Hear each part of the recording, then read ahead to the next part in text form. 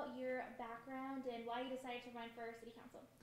So I'm running for city council because I want our city to be like it was when I moved here. I fell in love with it 27 years ago. I interviewed for a job and my wife and I talked about it. We moved here because this is a great community. I want to address our infrastructure needs that we have.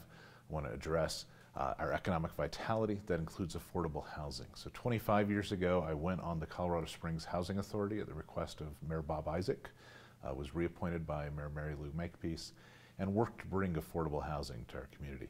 We did a lot of innovative things, including partnerships with Peterson Air Force Base and a lot of private companies.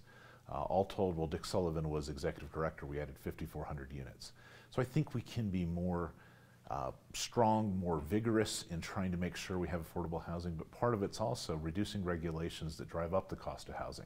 We found that on the Housing Authority itself. We were building Creekside at Norwood in conjunction with Peterson Air Force Base.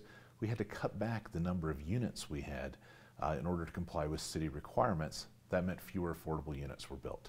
So I think there's a lot of things we can do. I also want to make sure, the third thing I want to do, is make sure that our community continues to have all the services we need of a growing community. That means adequate police and firefighters.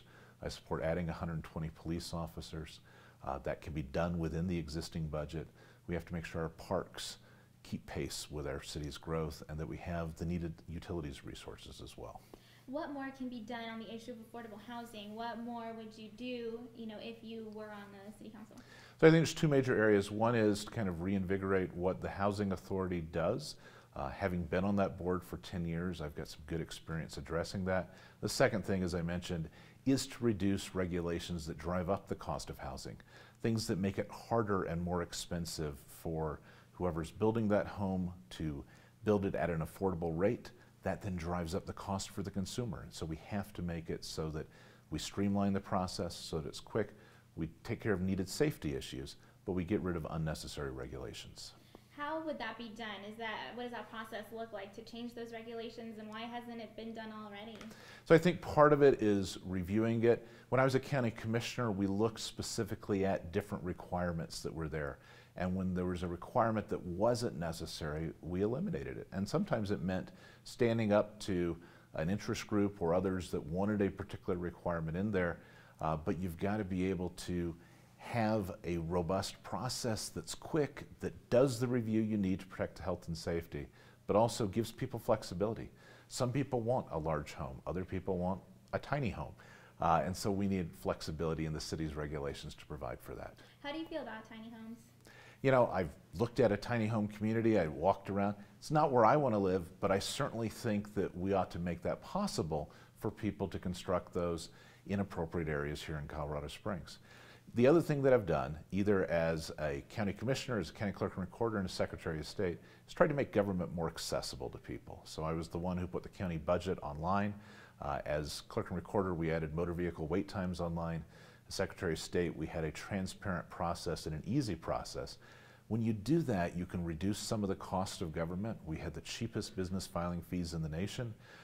As a commissioner, we lowered property taxes. So there's lots of things you can do when you capture those efficiencies, and at the same time make it easier for people to participate in their government by making online resources available. As you know, these at-large seats are supposed to represent the city as a whole, so how do you think you represent the city as a whole? I've been involved in the entire city. By putting the Pikes Peak RTA on the ballot when I was a county commissioner, we addressed projects across our community, both along South Academy by Pikes Peak Community College, right by UCCS, where the Austin Bluffs Union Interchange was built. I worked on things on the north side.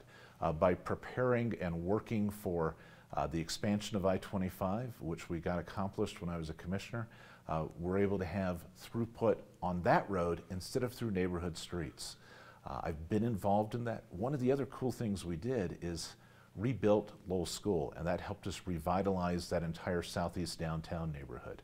So I've been active in a lot of different places across our community, and I want to make sure this is the kind of place that we can attract jobs, we can attract affordable housing, and we can make it so that my kids, my grandkids will want to come and live here. Could you sum up your platform in a few sentences for constituents out there? My platform is basically this. First, address needed infrastructure needs. That includes transportation, such as the expansion of I-25 through the city of Colorado Springs to a fourth lane in each direction. It includes replacing Drake with more efficient and better utility generation for electric power. Also economic vitality, addressing jobs and affordable housing, and finally making sure we have the services to support a growing city, police, firefighter, parks, and all of that area.